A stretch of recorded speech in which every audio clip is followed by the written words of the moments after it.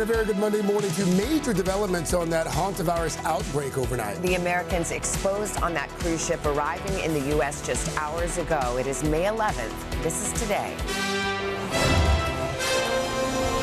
Breaking overnight back home, 17 Americans from that hantavirus-stricken cruise ship flown to a specialized quarantine facility in Nebraska. One of them testing positive, another now showing symptoms as health officials address those growing concerns about the dangerous and deadly virus. We do daily symptom and monitoring as well as vital sign checks. This morning, inside the complex evacuations, what's next for those passengers and the race to contain a global outbreak. No deal. President Trump blasting Iran's response to the latest U.S. peace proposal overnight, calling its counteroffer totally unacceptable. Oil prices rising on the news, the ongoing turmoil in the Middle East and its fallout on the global economy, adding even more pressure on the president's high-stakes trip to China this week. We'll have the very latest. Runway tragedy. New surveillance video showing the moment a person was struck and killed by a passenger plane at the Denver airport. We just hit somebody. We have an engine fire. This morning, the panicked moments in the cabin and the chaotic evacuation of the flight. I need you all to move away from the aircraft. As federal investigators search for answers, we are there live.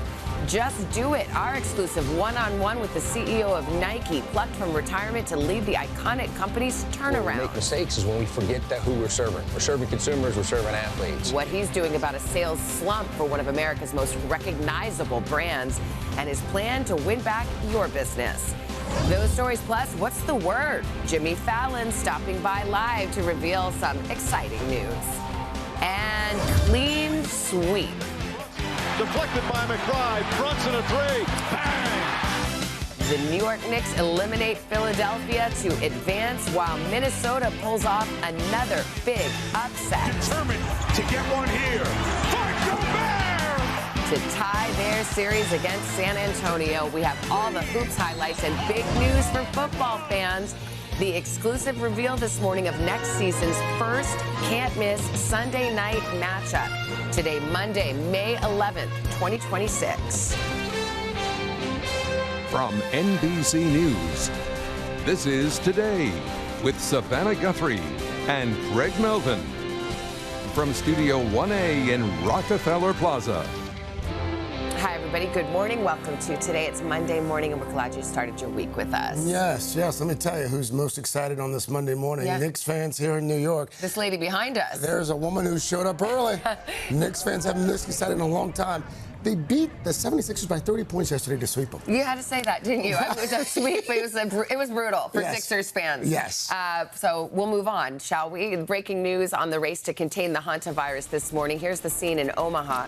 A plane carrying 17 Americans from the cruise ship at the center of that outbreak landed overnight. This morning, we can tell you that one of those passengers has tested positive for the virus. Another showing some mild symptoms. All of them now being monitored at the University of Nebraska Medical Center. That's the same facility that first hosted early COVID patients back in 2020. Meanwhile, a French woman evacuated from that cruise ship has also tested positive now. Her condition, according to officials there, quote, deteriorating. So we have a lot to cover, including what you need to know about this virus. Let's get started. NBC's Camila Bernal in Omaha for us this morning. Camila, good morning. Good morning, Savannah. The plane landed at around 1:30 in the morning, and a team of highly trained doctors, nurses, and staff, all volunteers, were here and ready to receive them. 3 different buses transferred the passengers to the facility here behind me, and the one passenger who tested positive was taken to the biocontainment unit. This morning, we wait for the results of their assessment. This morning, Americans from that cruise ship landing in the United States, including one who U.S. officials say has tested positive for hantavirus. Loaded on buses traveling to the facility where they'll be examined. According to the health department, one passenger currently has mild symptoms, and another passenger tested mildly PCR positive for the Andes strain of the virus. The person who tested positive is expected at the Nebraska Biocontainment Unit in Omaha. The other, with mild symptoms, will be going to another specialized facility. Both will undergo clinical assessment and receive appropriate care and support based on their condition. The passengers spent weeks aboard this cruise ship where multiple people contracted hantavirus, and 3 deaths have been linked to the outbreak, according to officials. After disembarking the ship on Sunday, a private plane carrying those 17 Americans landing at Eppley Airfield in Nebraska early this morning. We do daily symptom and monitoring as well as vital sign checks. The hospital's biocontainment unit is specifically designed to treat those with highly hazardous and infectious diseases. Here, even contact with medical staff is limited. Those with no symptoms will be held inside the quarantine unit in Nebraska. Each person will have their own room, equipped with special ventilation systems, private bathrooms, exercise equipment, and Wi-Fi. Meals will be delivered, and contact is limited to phone and video calls. While the CDC says it can take up to 6 weeks for hantavirus symptoms to appear, health officials have not said if the passengers will be required to stay for any period of time. In 2014, the same Nebraska facility was used to treat Americans who had contracted Ebola. And in 2020, it was activated again for some of the first COVID patients. This morning, medical teams are gearing up to prevent an outbreak. And we do not have clarity on if or how long the passengers will be asked to stay here in Nebraska, or if maybe they'll be asked to self-monitor in their own homes back in their home states. The other thing is we are expecting more information from federal officials on the one positive case and also on the next steps, especially for those passengers who are not showing any symptoms. Savannah? All right, Camila, thank you very much. Other passengers from that ship are also being brought back to their home countries, including a person from France who developed symptoms on a chartered flight to Paris. NBC's Danielle Hamamjian joins us now from the Canary Islands. So, Danielle, first of all, good morning to you. What's the latest on the evacuation efforts there? Yeah, good morning, Craig. The evacuation still underway today, but so far this complex and carefully coordinated operation is going according to plan. On day one, we saw 94 people from 19 different flights evacuated. Another flight is expected out today. That's to the Netherlands. It'll be carrying the Australians. We understand their plane had a technical issue on the way here. Now, we were in this port yesterday morning in the early morning hours when the ship arrived, and it has been anchored here in this remote port of the island ever since. We've been seeing crews in hazmat suits ferrying the passengers 5 at a time to shore. Now, those passengers only allowed to take basic belongings like cell phones, and once they step foot on land, almost immediately they're boarding buses and heading straight to the airport where they are hosed down, decontaminated, and heading on those repatriation flights back home. Now, we know about the American case, a similar scenario unfolding in France. Yesterday, the French prime minister there saying that on that flight back to Paris, one of the 5 French evacuees started showing symptoms. While this morning, confirmation that woman has tested positive. And as you said earlier, her condition is, quote, deteriorating. Craig? Okay, Danielle Hamamjian there on that breaking news for us in Spain. Danielle, thank you. We want to turn now to Dr. Ashish Jha, a public health expert who serves as a senior fellow at Harvard University's Kennedy School. Dr. Jha, it's good to see you. You know, the early indications were that this was not a virus that spreads very easily human to human. We talked about that last week. Now it's looking like perhaps the spread is a little more contagious than we thought. How concerning is that? Good morning. And first of all, thanks for having me back. Look, we've never had an Andes strain of an outbreak in the U.S. before. All of the literature suggests that it's very hard to spread, but based on relatively few studies. What we're hearing now, including from the doctors who are on the ship, is that at least a few people contracted it without that sort of prolonged close exposure that we've always assumed. So my view is this is still extremely containable. We should be able to get this under control, but we've really got to pay very close attention to every patient and make sure that they're all being monitored and quarantined appropriately. Dr. Jha, do we know at this point whether someone who's asymptomatic can actually pass the virus to another person? It's a great question, Craig. So look, the literature suggests that you have to have symptoms first, but the literature is thin just because we haven't had that many outbreaks of this virus.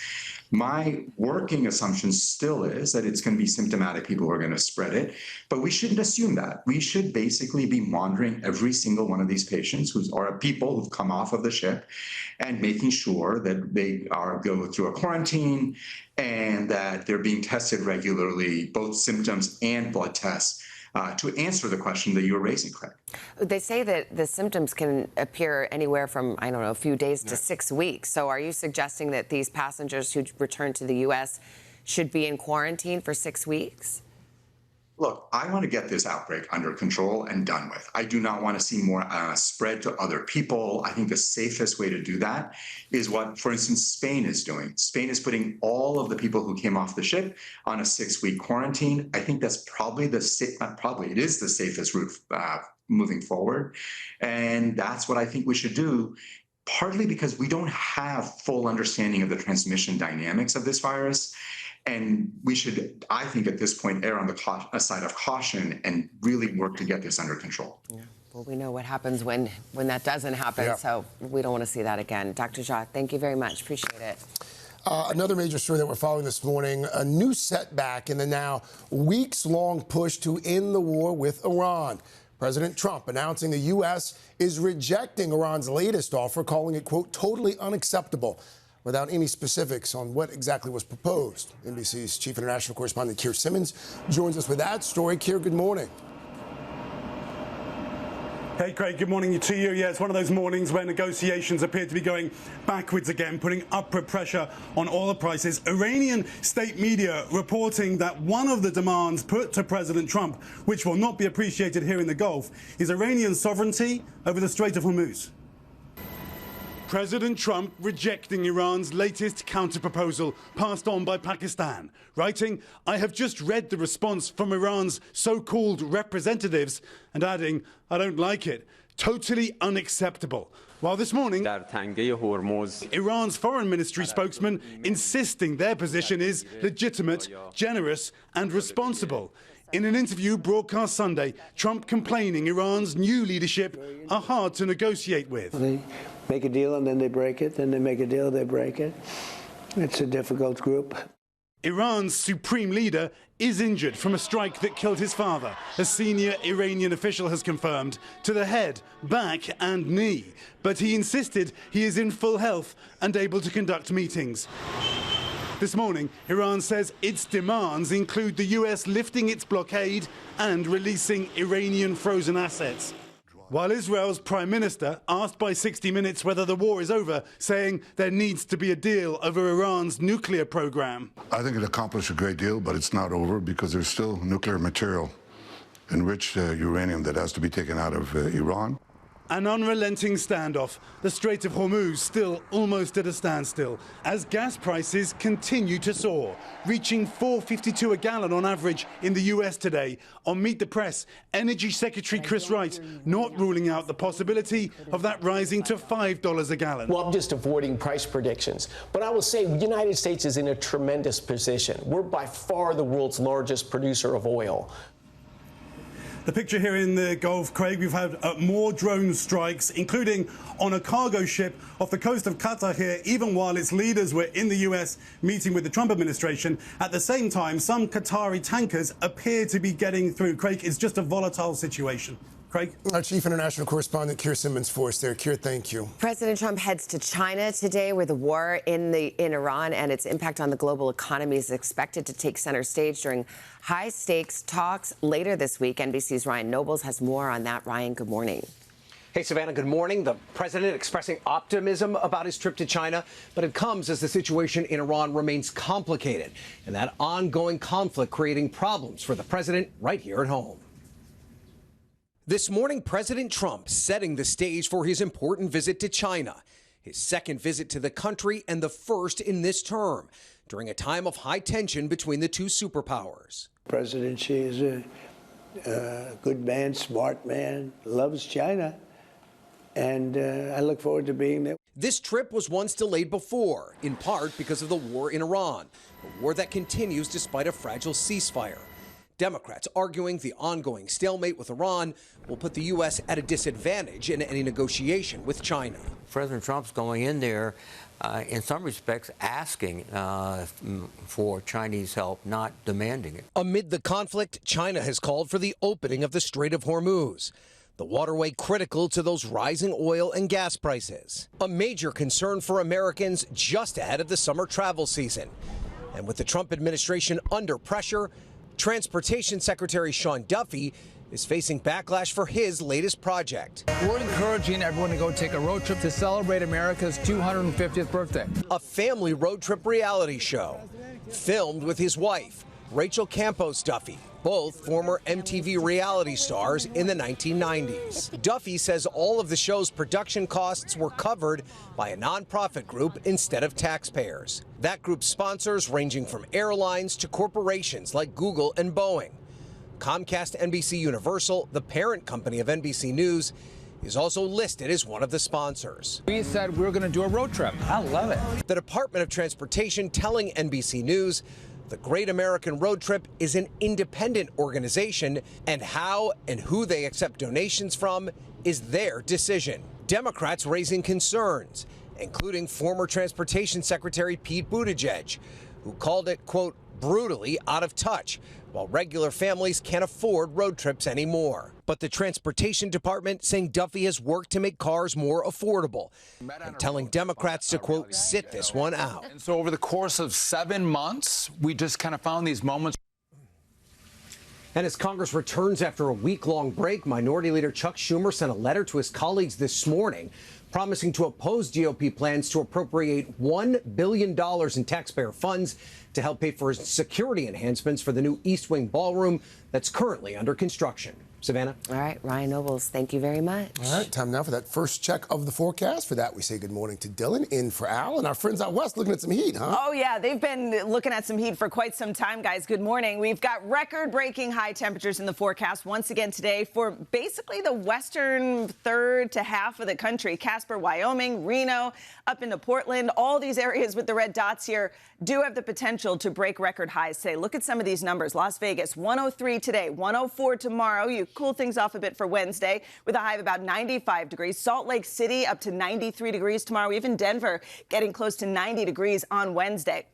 On the flip side of that, we have frost advisories and freeze warnings. I feel like the West Coast is getting all the heat because we're still dealing with these really cold temperatures running about 15 degrees below average. We are right now only at 30 degrees in Green Bay. Duluth at 25 degrees, still dealing with the jacket weather. Bradford, Pennsylvania, 29 degrees to start off the day. We'll rebound up into the 50s and 60s, still below average. Looks good in the middle of the country. Lots of sunshine, highs in the 80s. But again, those record highs, big story out west. That's a look at the weather across the country. We'll get to your local forecast in the next 30 seconds. Oh, look at the baby on a Monday morning. Welcome back, 7:30. Thanks for starting the week with us. Got a big crowd out there stopping in our plaza to start their week. A lot of birthdays, some anniversaries. We will get outside and celebrate with those folks. We're going to celebrate with the Knicks fans, too. Yeah, I love it. I love you it. did New it York again. excited. Yep. Saw her at the top of the show. Yeah. Lots to be excited about, guys. We got a lot to get to this half hour, though. We're going to start with new details on that shocking incident at Denver International Airport. Yeah, surveillance video now shows the moment a person jumped a fence and walked across a runway. This happened Friday night, and the person was then hit and killed by a departing Frontier Airlines plane. NBC's Liz Kreutz joins us now with the very latest on this. She is in Denver. Liz, good morning. Hey guys, good morning to you. Officials say this person deliberately scaled that perimeter fence before running onto the runway. They still haven't been identified, but the airport does not believe that this is one of their employees. It's certainly prompting a lot of questions, most notably, how does something like this happen? And we do want to warn you, some may find that new surveillance video disturbing. After these terrifying moments on the tarmac at Denver International, we just hit somebody. We have an engine fire. This morning, investigators are looking to determine what led to this fatal incident. Newly obtained surveillance video shows a trespasser entering an active runway just moments before getting hit by a Frontier plane taking off for Los Angeles Friday night. There does appear to be human remains on the runway. 224 passengers and 7 crew members were forced to evacuate after the airline reported smoke in the cabin, seen here sliding down onto the runway. I need you all to move away from the aircraft. Denver International says the person jumped the perimeter fence 2 minutes before getting hit. The airport now saying they're working to perform an incident analysis, which will include reviewing the perimeter security program. This barbed wire fence surrounds the perimeter of the airport, but it's the size of the airport. Denver International is twice as big as the island of Manhattan. That makes monitoring every inch of it so challenging. It is a huge field, if you will, with multiple runways and miles of security perimeter fencing. Former TSA Administrator John Pistol says it will fall on multiple agencies, including the TSA, FAA, and NTSB, to determine what gaps in security allowed for the breach. Denver's done an excellent job over the years, but in this case, obviously, something didn't work. Also under scrutiny, the evacuation. Some on board describe having to wait several minutes in the smoky cabin after impact. Videos also show some passengers taking their luggage off the plane, a blatant violation of FAA regulations. We were telling them, let us out, let us out, let us out. And they were trying to calm us down. This morning, the airport says they're continuing to gather information about the incident, adding this was a horrible and preventable tragedy that has affected many. Now, officials say 5 people on that plane were taken to the hospital. We do know 4 of those people have been released. We haven't gotten an update on that 5th person. As for the trespasser, we still don't know who they are, why they did this, or where exactly on the property they were able to scale the fence. Guys. All right, Liz Kurtz for us there in Denver. Liz, thanks. Still ahead this morning, a new lawsuit highlighting the potential dangers of artificial intelligence. Did ChatGPT aid the gunman behind last year's mass shooting at Florida State University? We're going to have the details on that. Also, a first-hand look at some big changes for Nike as the iconic sports brand looks for a major reset. Our one-on-one with CEO Elliott Hill on the multi-billion-dollar empire struggles, his win now strategy, and what's next for Nike. But first, these messages. And we're back at 7:38, excited to launch a new series called Business in America. It's an NBC News-wide program where we hear from people running some of the country's top companies. And Craig, we will start in Beaverton, Oregon, in your conversation with the new CEO of Nike. Yeah, Nike. Elliott Hill is the rare chief executive who actually came up through the ranks at the same company he now leads. After more than 30 years at Nike, Hill was lured out of retirement to help the iconic sports giant recapture its former glory. His motto? Win now. From podiums to playgrounds, Nike is one of the most recognized brands on the planet. Just like you at the U.S. Open. Very good, Serena Williams. An athletic empire worth more than $60 billion. Its signature swoosh, a universal symbol of sport, style, and ambition. It's critically important that when we come to the office every day, we come with an athlete mindset and we're here to serve them. Elliott Hill spent 32 years at Nike before retiring in 2020. Since then, the storied brand began to lose ground to competitors. Rivals like Adidas finding favor in fashion circles. Upstarts like Hoka.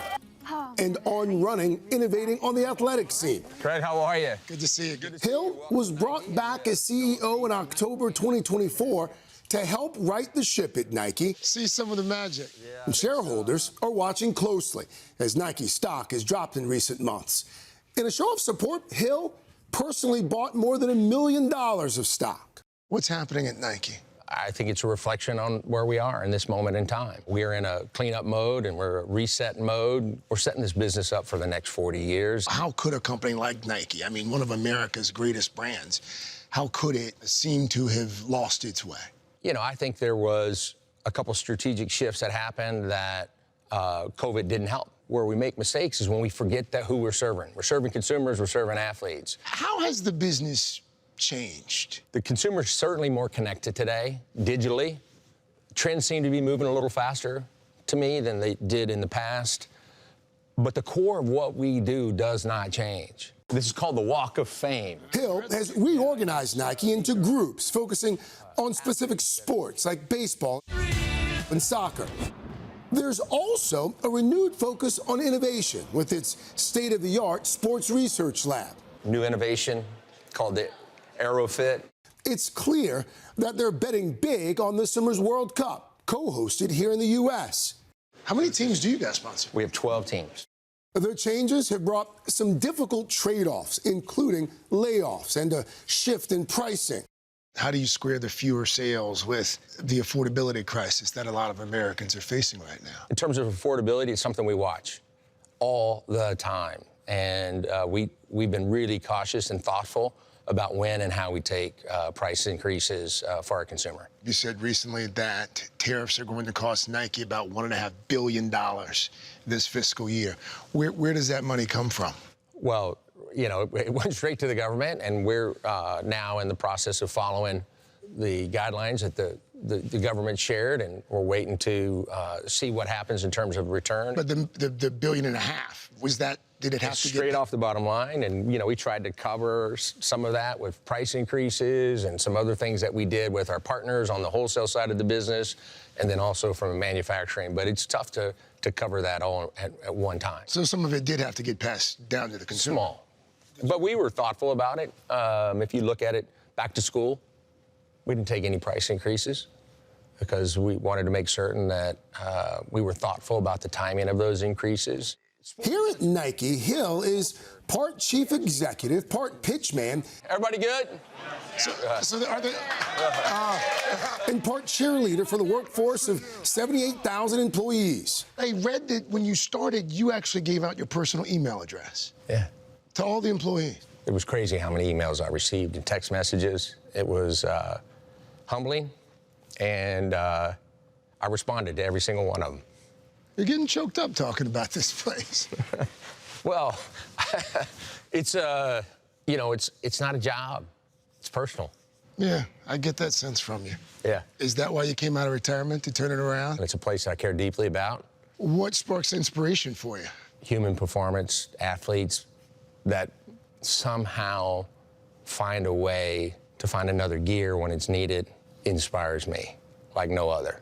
To watch an athlete who already is great to find another level, that's what inspires me, human potential.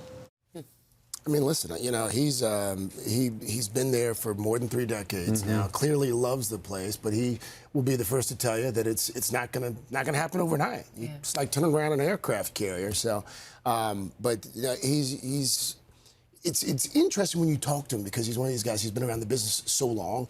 He's like a historian. He's like a sports historian. But the increased competition it's something that they really having to deal with. Good conversation. Was it cool to be on the Nike campus? Yeah. What's it like? Oh, it's next level. Really? I was telling you guys. All of the buildings are named after different athletes. Wing. You've got the Jordan building, you've got the LeBron building, you've got the Serena Williams building, you've got the Tiger building as well. And the people who work there, they drink the Kool-Aid. They're all wearing Nike. Oh, I was going to say. We're gonna have no high heels there. No. Unless they have Nike high heels. Yeah. More in the third hour, including a rare tour inside Nike's Sport Research Lab. And you can actually watch the full sit-down interview with an NBC News subscription. So you can scan that QR code right there to download the app and subscribe. Oh, enjoyed that. Turning to the weather now, another check of Dylan's forecast. Good morning, guys. It's kind of flip-flop weather out west, though. We've got record high temperatures, lots of sunshine, temperatures well up into the 90s, into the triple digits, too. The eastern half of the country is still dealing with those below average temperatures. We are going to see some sunshine, but highs only in the 40s and 50s. Heavy rain along the Gulf Coast, and we could see some isolated strong storms in the southeast. Nothing too widespread, but just keep an eye out for some of those thunderstorms. That's a look at the weather across the country. Now here's a peek out your window. And that's your latest forecast. Okay, Carson, if you're game, we are ready for Speaking of game, Savannah, you set it up very nicely. We're going to talk some football right now. It starts just around the corner this morning. We can exclusively reveal NBC's first Sunday night football game of the season. Are you guys ready? Yes. Here it is. September 13th, the Dallas Cowboys will take on their longtime rivals, the New York Giants, right across the Hudson there at MetLife Stadium. Banger. This is the NFL saying we want to start the season off with a street fight. They've got long history history. You got Dak versus Dart. I mean, this is going to be a great matchup. The full 2026 NFL schedule will be released on Thursday night. You can tune in to the NFL Network at 8 p.m. Eastern to watch the experts break it all down. Dallas has had the Giants number, but it all starts again September 13th. That's going to be a good By one. the way, the NFL has now eventized the schedule release. Yeah. Yep. Genius. That's how much we love football. Genius. Full pop star coming up next hour. Also, JBH is over there. A little boost. Let's go Cowboys. Okay, you're going to really enjoy this one. A life-changing graduation gift for an entire group of shocked students. But first, these messages. Monday just got a little bit brighter. We got Jana here. All right, guys. Okay, dreams are coming true this morning for one group of graduates at NC State's Wilson College. During their commencement, speaker Anil Kochar had the ultimate surprise for the students.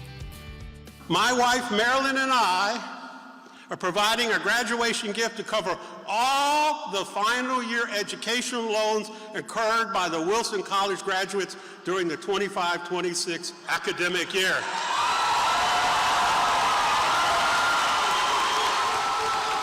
Are you kidding? Yeah, we're like, everybody gets an education? Everybody gets an education. Anil's father graduated from the school. Oh, my gosh. 80 years ago, and he said this donation was in their honor. Wow. Isn't that a lovely gift? Yeah. Incredible. Give me a little chill right that there. is great. It's good one. Good stuff. Coming up, guys, 3 words. Jimmy Fallon live.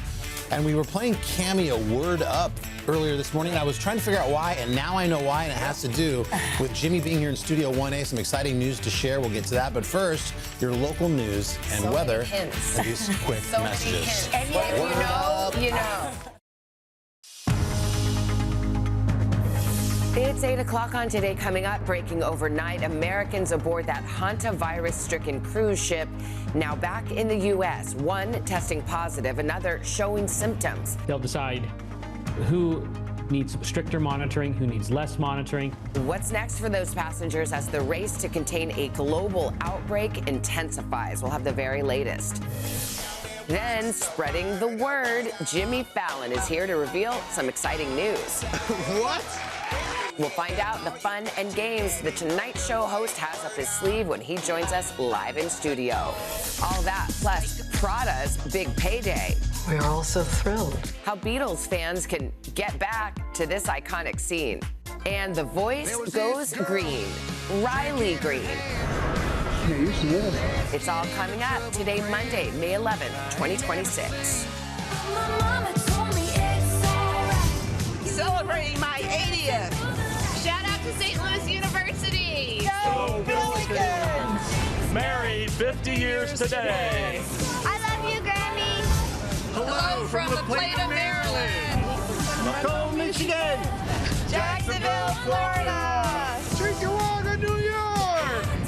And Metairie, Louisiana. Now the sky is open. Today's show superfans from Janesville, Wisconsin. Here with my girls. Good morning to our family.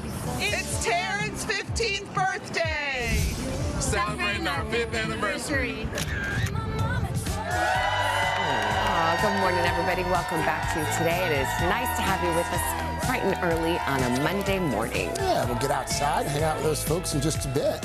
Meanwhile, tomorrow here on Today, we are going to celebrate year 62 of an iconic magazine issue when we reveal the cover of Sports Illustrated Swimsuit 2026. Your first look tomorrow on Today. It's become an annual tradition around these I thought you were doing like a retrospective on the Sports Illustrated swimsuit 62nd anniversary. It's like, wow, way to volunteer for that story. Well, if they asked, I wouldn't say no. Yeah, no, I know, exactly. Yeah. You do the research. All right, busy morning. Let's get right to the news. 8 o'clock. We'll start with that breaking news. 17 Americans from that hantavirus-stricken cruise ship arriving back in the U.S. overnight, one of them testing positive, another now showing symptoms. I'm going to get the latest now from NBC's Camila Bernal. She's in Omaha. Camila, good morning. Good morning. The plane landed at around 1:30 this morning, and a highly trained group of doctors, nurses, and staff were here and ready to receive those passengers. They were transferred here in 3 different buses. Now they'll be tested and examined by that team. This morning, Americans from that cruise ship landing in the United States, including one who U.S. officials say has tested positive for hantavirus. Loaded on buses traveling to the facility where they'll be examined. Authorities speaking this morning. The risk of hantavirus to the general public remains very, very low. The Andes variant of this virus does not spread easily. According to the health department, one passenger currently has mild symptoms, and another passenger tested mildly PCR positive for the Andes strain of the virus. The person who tested positive is expected at the Nebraska Biocontainment Unit in Omaha. The passengers spent weeks aboard this cruise ship where multiple people contracted hantavirus, and 3 deaths have been linked to the outbreak, according to officials. After disembarking the ship on Sunday, a private plane carrying those 17 Americans landing at Epley Airfield in Nebraska early this morning. We do daily symptom and monitoring as well as vital sign checks. The hospital's biocontainment unit is specifically designed to treat those with highly hazardous and infectious diseases. Here, even contact with medical staff is limited. While the CDC says it can take up to 6 weeks for hantavirus symptoms to appear, health officials have not said if the passengers will be required to stay for any period of time. They'll decide who needs stricter monitoring, who needs less monitoring. And passengers not showing any symptoms will be held in separate rooms with special ventilation, meal deliveries, Wi-Fi, and even exercise equipment. Officials here say it's like staying at a hotel. Savannah. Okay, Camila Bernal, thank you very much. Nearly a dozen people were hurt this weekend after a boat explosion off the coast of North Miami Beach. One of the passengers on board telling our South Florida station she smelled a strong gasoline odor just before that explosion. More than 25 units responded, including fire crews and ocean rescue teams. 11 people had to be hospitalized with various injuries, including burns. Officials said the cause of the explosion is still under investigation. Now to a new federal lawsuit against OpenAI. The family of one of the victims in last year's deadly shooting at Florida State University is now accusing the company's chatbot of helping the suspect plan out his attack. NBC senior legal correspondent Laura Jarrett joins us now with this more on the lawsuit. Laura, good morning. Savannah, good morning to you. We've seen lawsuits over these AI-powered chatbots before, but this one appears to be the first of its kind, seeking to hold the maker of ChatGPT directly liable for the harm of a mass shooting, saying what happened is no accident, but the direct consequence of the company putting profits over safety. The suit, one of the first of its kind, accusing ChatGPT of helping 20-year-old Phoenix Eichner, then a student at Florida State University, carry out a mass shooting at the school last spring that killed 2 people. In this case, ChatGPT became a co-conspirator, if not collaborator, with the shooter.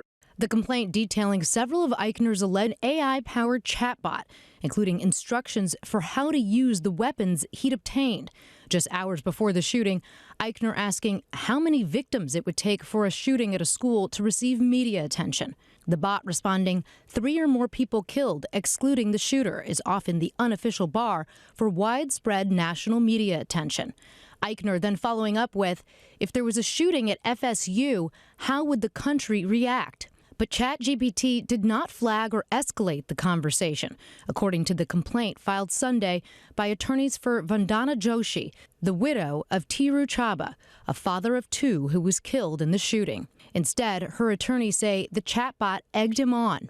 This new technology is not like Google where you simply put in a query and it gives you back an answer. It becomes collaborative. They ask follow-up questions. OpenAI telling NBC News in a statement, last year's mass shooting at Florida State University was a tragedy, but ChatGPT is not responsible for this terrible crime, adding it provided factual responses to questions with information that could be found broadly across public sources on the internet.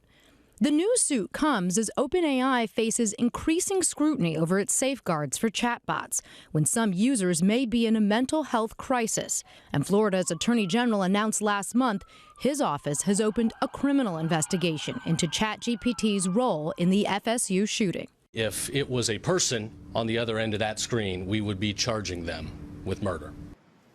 Now, this new civil suit is not only against OpenAI, but also the shooter himself, who is set to go to trial on murder charges. He has pleaded not guilty to those charges. We've reached out to his attorneys for comment on this lawsuit, but did not hear back, guys. And a lot of people are going to be watching this one for sure. Laura, thank you. All right, to the NBA playoffs we go. The New York Knickerbockers, the Knicks, moving on to the Eastern Conference Finals after completing the 4-game sweep of that team out of Philadelphia. Miles McBride leading the way for the Knicks with 25 points as they go on to win it. It's a blowout. 144 to 114. The Knicks get a few days off now. Next up, they'll face the winner of the Pistons-Cleveland series. And in the West, San Antonio's Victor Wembanyama was ejected early in the second quarter for elbowing Minnesota's Naz Reid in the neck.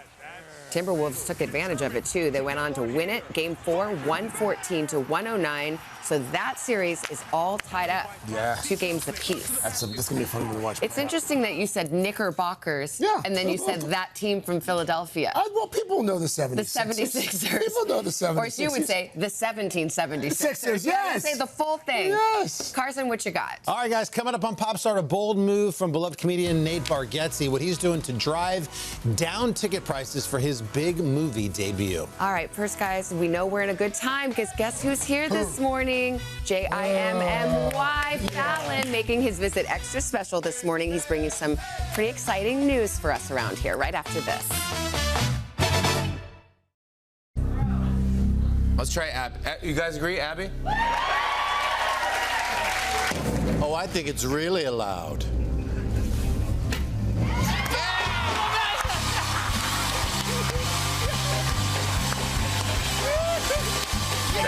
I mean, it was in 5, too.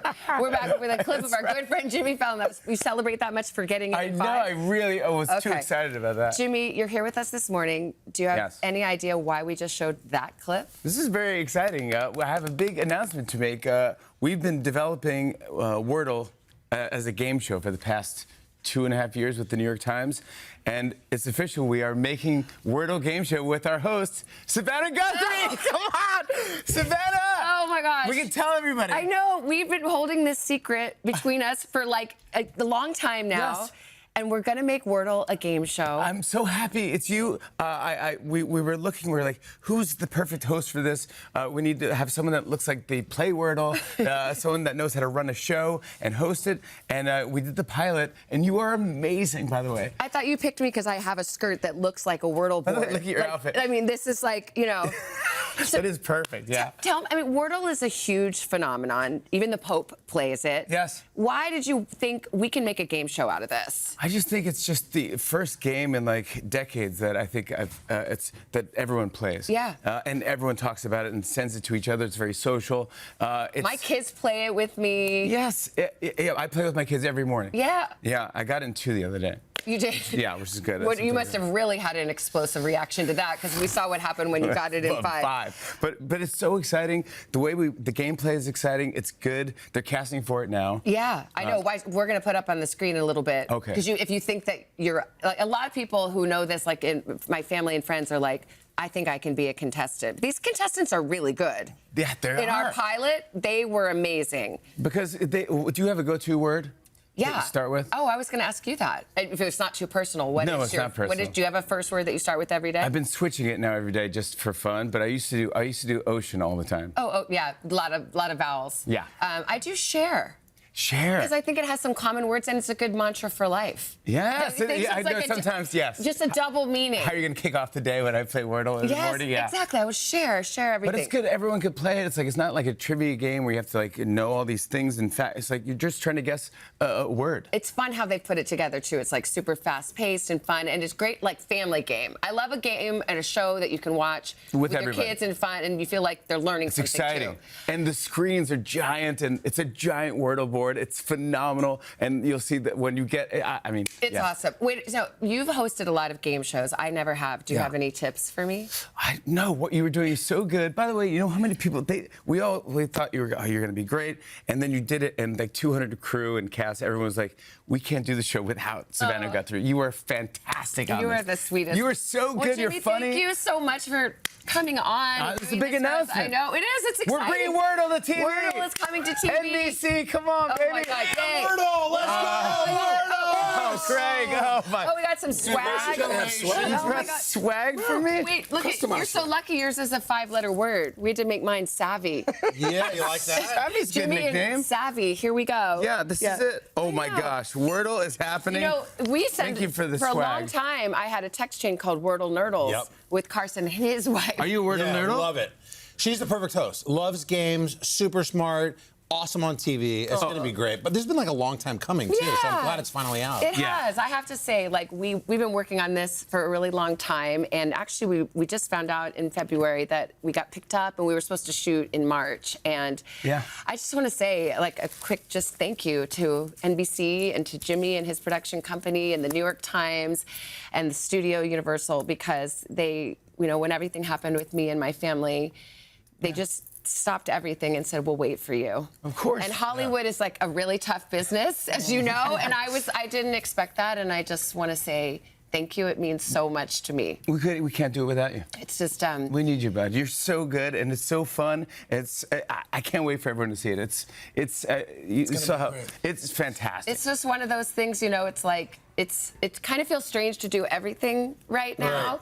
But this is well, brings you something great that's full joy. of We know joy. we know how much you love the game and what a perfect host you are. It's going to be fun to watch. And like you said, everybody's playing it. It makes perfect sense. Jimmy, no, again, you can't do it without her. Neither can we. So you can borrow her for a little bit. Okay. Thank you. Make sure you return her. Thank you for letting me. Yeah, thank you, Craig. I appreciate that. We're going to have a good time. We're shooting this summer, and actually, we are looking for contestants.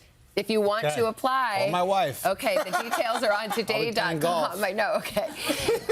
And we'll give you more information. Stay tuned for when it will air. Jimmy, thank you for coming. so excited. I love you. We did it, Beverly. Thank you so I'm much. so excited. I The know. best. It's going to be fun. Come on, bud. All right, Dylan, what do you think? So, well, I just want to say my first word is ocean, too. Are we, like, really smart, or is everybody go with ocean? No, the best. I love it. It's Come a on, very Dylan. common What about adieu? Is that still a good word? Which one? Adieu. Yeah, a lot of people do adieu. Oh, adieu. Yeah, we do that. Yeah. A lot of people And adieu it's fun to say. Adieu it. Yeah, we switch it up. Now I try to switch it up so it's like a weird word and then just see if I can get it from there. But nothing makes my day when everyone in the family gets it and you're like, you really are like, phew. It really is that when you get the word.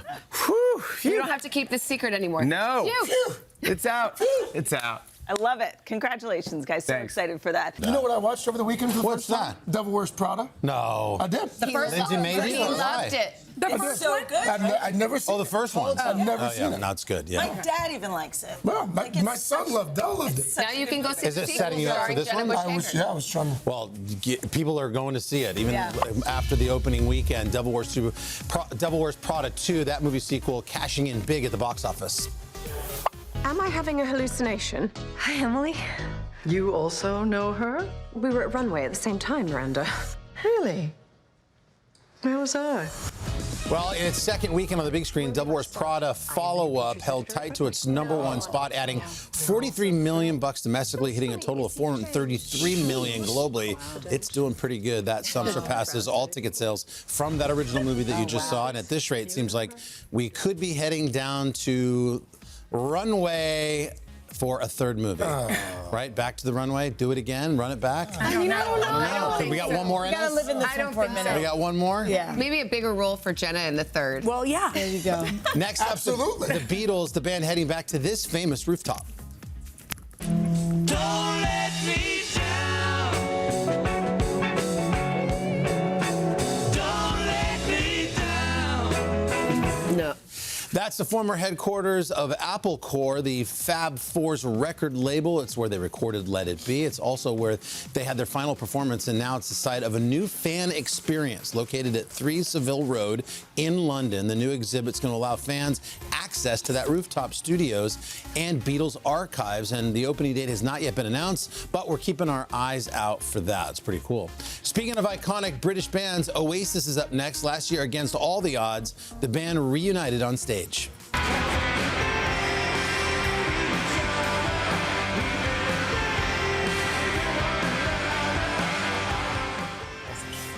But I go back to Oasis when they just beat the crap out of each other on stage. The brothers Gallagher. I mean, that was the show. Did they really, though? Yes. Oh, yeah. Literally, yes. Yeah. The show would just stop. Were they for real? Yes. Oh, yes. But why? What were they fighting? I know, exactly. Well, you can ask them in the documentaries. It's happening. It's hitting the big screen. It's going to follow, of course, the band's comeback, featuring on and off stage footage from their global stadium tour. That's set to hit IMAX and theaters in September. The documentary is going to cover them coming back, but I'm sure it'll dive into the brotherly past, which was volatile, to say the least. Next up, we're excited at The Voice, Riley Green, the star known for his massive country hits, just like this one. Oh, I want you in the worst way. My hands are needing your hips. Want the first taste of whiskey to be off your lips. Yep, Riley getting a brand new gig. Roll out the big red chair because may I introduce you to our newest coach on The Voice. Yes. Riley joining season 30 team along with veteran coaches Kelly Clarkson and Adam Levine, and we are thrilled to have Riley join the family. Great dude, great guy. It's all happening for him country-wise music, and so we're excited. Straight out of Central Casting, too. Yeah. They're always quarterback, athlete. Easy on the eyes, ladies. Yes. You know? Sure is. No Carson Daly. Yeah. But hey, I'm happy to have him, man. We're psyched. So that'll be happening season 30. Next up is Nate Bargatze, the comedian, set to make his big screen debut later this month. I'm the top salesman at the dealership. I think I can handle a month alone with the girls. You act like I'm gonna blow the house up. Bye, Dad. The front door is locked. There's a window in the back. We'll crawl through that. I'm in 1950s. Looking forward to that. There's a look there at Nate's new movie called The Breadwinner, and ahead of its theatrical release, the Emmy nominee shared some special news calling it the Nate Rate. Some theaters are lowering ticket prices.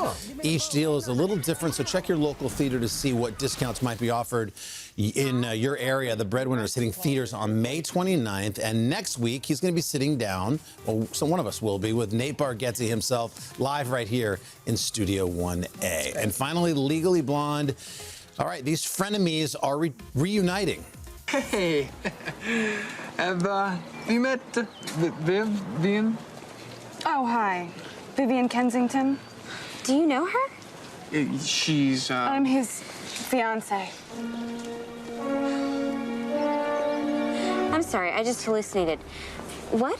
She was Almost 30 years later, Elle and Vivian are back together again. Over the weekend, Selma Blair shared this sweet snap on Instagram with co-star Reese Witherspoon, writing in the caption, 30 years of adoring this sunshine, Elle and Vivian 2026. That is your pop star today. Let's go back to the Wordle host, Savannah Guy. All right, just ahead, 5-letter word. Jill's ready to go with the new steals and deals, all about fun ways to add more color to your life. But first, check of your local news, weather, and these messages.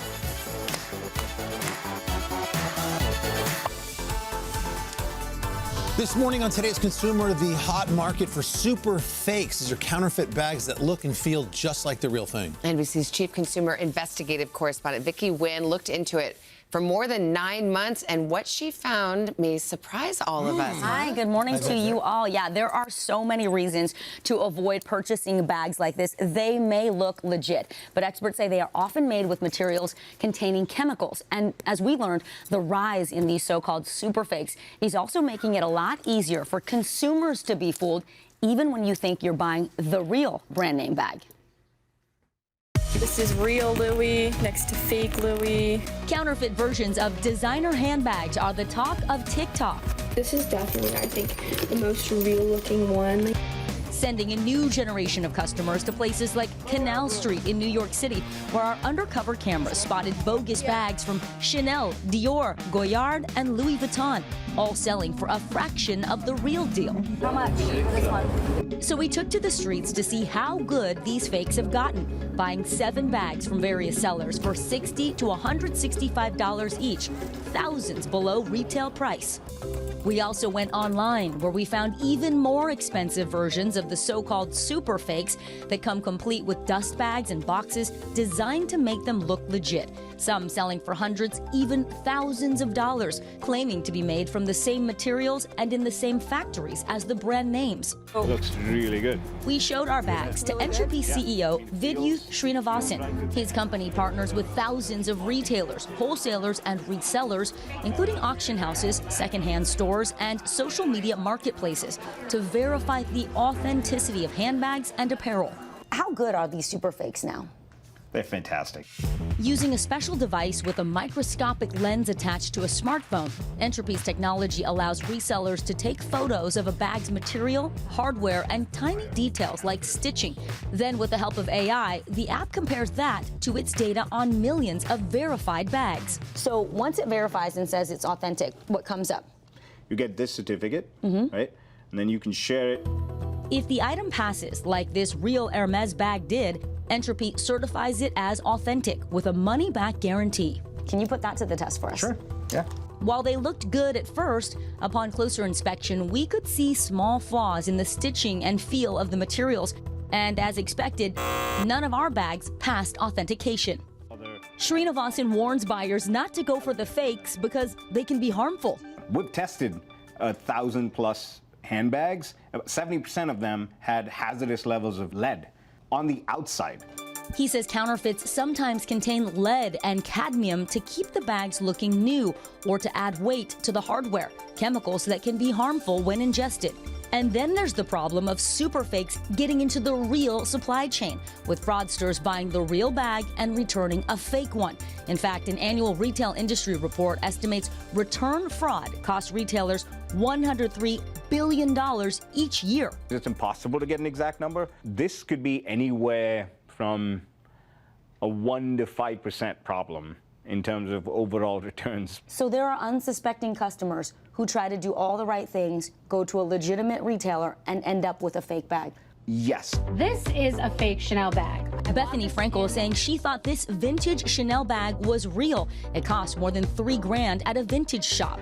It was brought to my attention by two authenticators that it is fake. I guess these C's aren't straight. We want your bag to be authentic. Treasures of New York City shop owner Brittany Blanco recommends consumers buy from reputable sellers with good return policies who can provide proof of authentication. It's a service she provided for this Fendi purse our producer inherited from her grandmother. The hardware looks good, the logo looks good, the stitching. So this definitely has what I would consider green flags. After an in-person review and a scan through the Entropy database, gold, we found out the Fendi is authentic.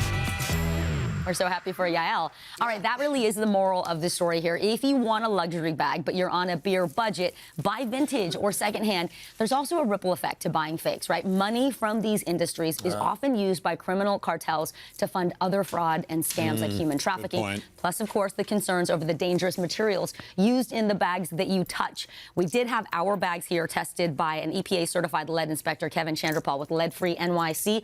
Thankfully, these ones, like the one Carson's holding, they came back free of lead, Carson. So peace of mind so for you. you. These are the real deal, these ones? These are super fakes. These are all fakes. Some Man, they look real. They're heavy, they're robust, they smell like leather. Yeah. You would never know. Why don't the main companies put some sort of like barcode that you can scan, like make it easy to tell if it's real or not? That's a good idea. It's really difficult because everybody does it in kind of a different way, and there are serial numbers. And the interesting thing is sometimes the old bags don't have any of those markings, and that's what makes them real. Right. So it's a lot to keep up with in these bags. Some of them have been on the market for years. So there are different ways to get them authenticated. I think the easiest one is to go to like an Entropy or a store like that, because then they can really certify it for you. Yeah, good info there. Thank you. Still ahead, basketball legend with a big announcement. Can't wait to catch up with the one and only Sue Bird's in the house. But first, this is Today on NBC.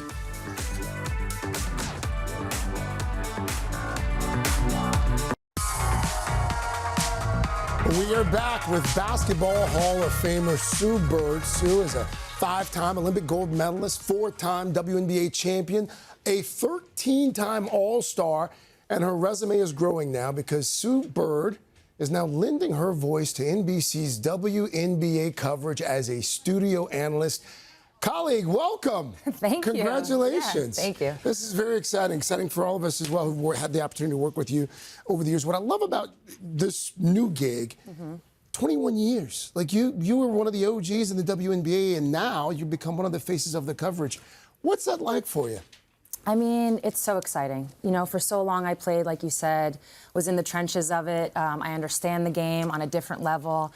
And hopefully I can bring that to the fan, right? Like those that tune in, they're gonna catch me, Cheryl Miller, Maria Taylor, LaChina Robinson. We're gonna just be chatting like you're with us on the couch. Yeah. And that's kind of how I watch games when I am on my own couch. So it's kind of perfect. Well, of all the storylines in the WNBA right now, is there one in particular that you're most excited about? Are there certain players that you're most excited about covering as well? I mean, the obvious ones. Yeah. You've got the Aces trying to repeat, Asia Wilson trying to get her 5th MVP. She already set the record with 4. Yeah. She's trying to get 5.